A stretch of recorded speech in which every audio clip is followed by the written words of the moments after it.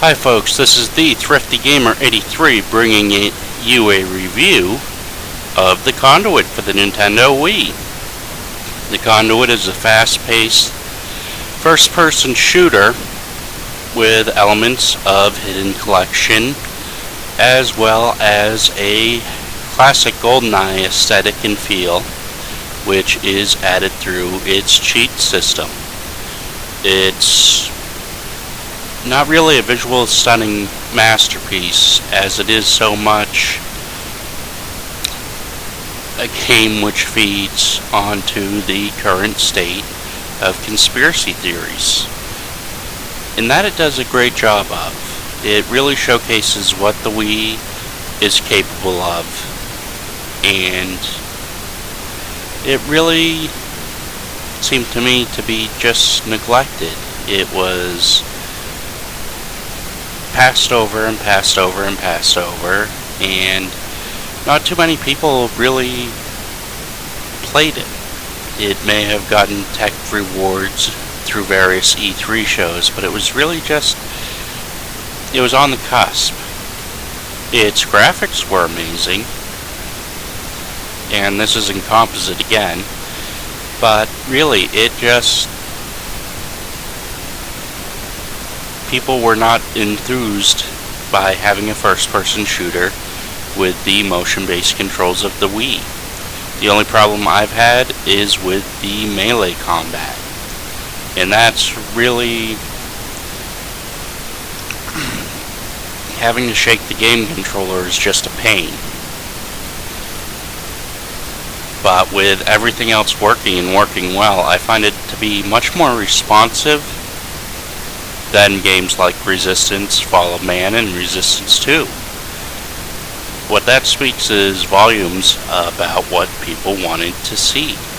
And with better controls, and with better squad-based enemy AI, the Conduit doesn't really need an M rating or the horror effect to achieve what it is. It's a first-person shooter. You're facing aliens, and you're facing every deep conspiracy theory nightmare that humanity has ever devised. I also like the weapons. As you can tell, I like the strike rifle. If you charge it up, it delivers a one-hit kill to enemies and vaporizes them.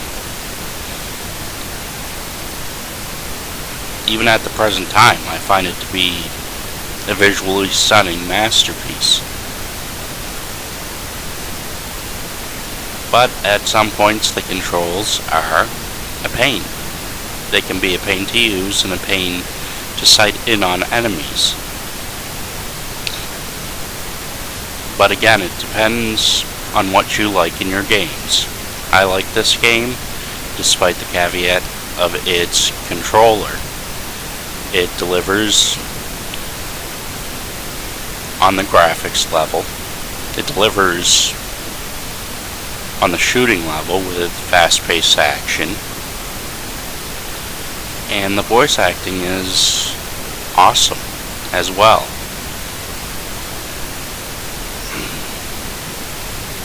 When I look at the factors that Kevin Sorbo voices Prometheus, which really was a high point of the game, as well as having father and son team of the Shepherds doing the voice acting as well.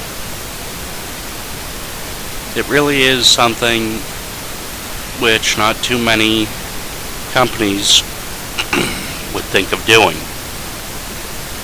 In the Conduit, what makes it so lasting is not only the conspiracy theories which are used, but also the factors that it plays to its strengths.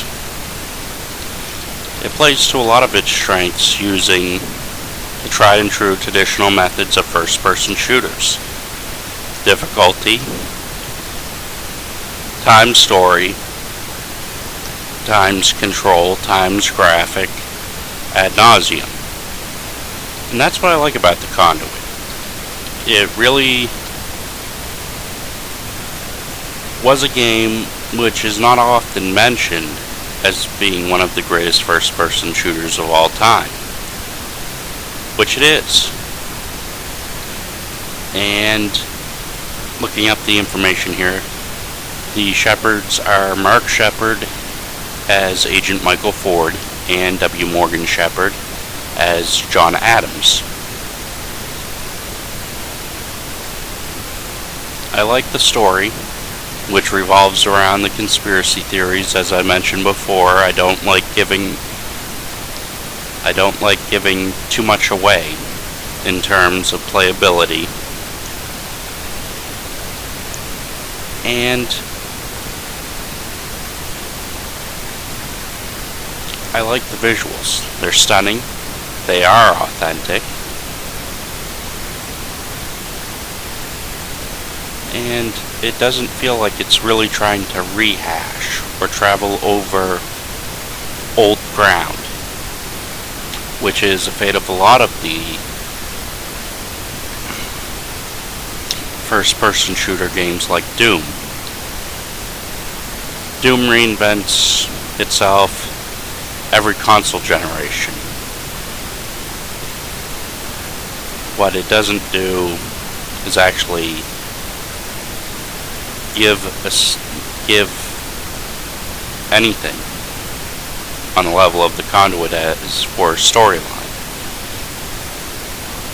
I think that's what makes the game have immense replayability. You're traveling through, you're trying to find every hidden object, every hidden message that you can. And it's really something which Doom never followed, which Wolfenstein never followed. The hidden messages, sure, you find secrets, but you never really find anything aside from what the developers wanted you to find. With this one, they just had fun with it and put in a bunch of Easter eggs.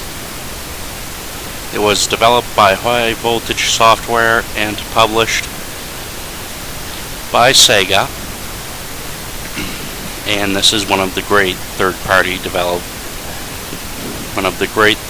games for Nintendo to have on the Wii as a platform. And really, the only major gripe I have is the melee. It's hard. It's really hard. It's not something you usually would find, but it is entertaining and it adds a level of depth. I guess in so much as you could say, well, if you hit something with a rifle and a high-powered suit that can automatically heal you and you're being hit and it switches your visual, I guess it would be better to say, well, that's a little bit of real life. There, as you can see, is one of the hidden messages. I also collected a hidden CD back there. The story is deeper than usual for a first-person shooter. Not as deep as Deus Ex, but as deep as you would expect in a conspiracy theory. And I really don't like going into the story details, because then it delves into spoilers, which is something I hope to avoid in reviews.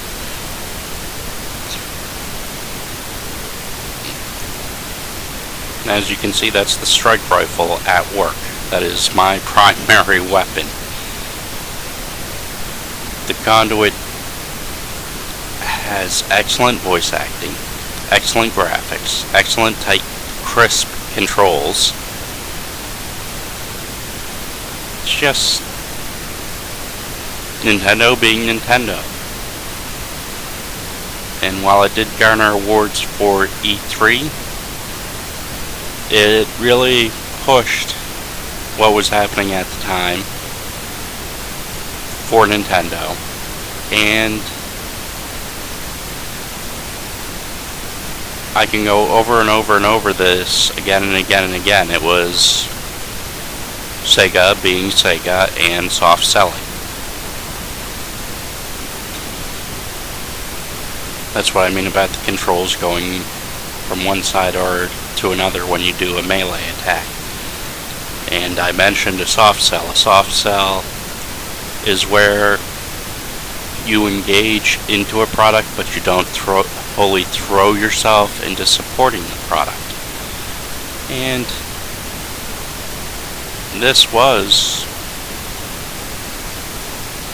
the sharpest game for the Wii at the time.